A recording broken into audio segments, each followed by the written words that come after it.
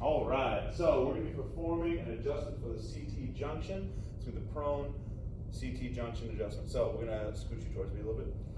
First, I'm going to be checking for any restrictions in the CT junction. I'm going to have the patient place their hands on top of their shoulders like so.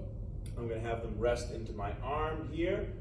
I'm going to lean them forward with an open hand on the back of their spine, and I'm going to induce extension with an open palm. I could also use a closed fist to induce extension, finding any restrictions there.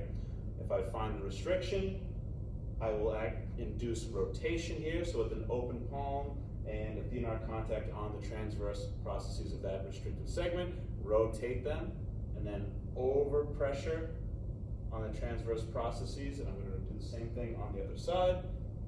So I have the rest of my arm here, open palm on the transverse processes of the other side, rotate to end range, and then just spring for any restrictions. Next, we'll have them lay face down on the table here. Let's say I found a restriction on their right T2 segment. I'm going to take a fencer stance on the side of the contact, take my piezoform, first I'm going to find the T2 segment by locating the spine of the scapula, go medial to the T3 spinous process, count up one segment here to the T2 spinous process.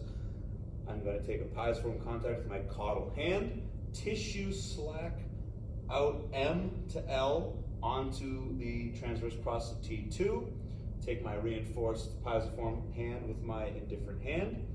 I'm going to have the patient take a deep breath in, breathe out, follow it down.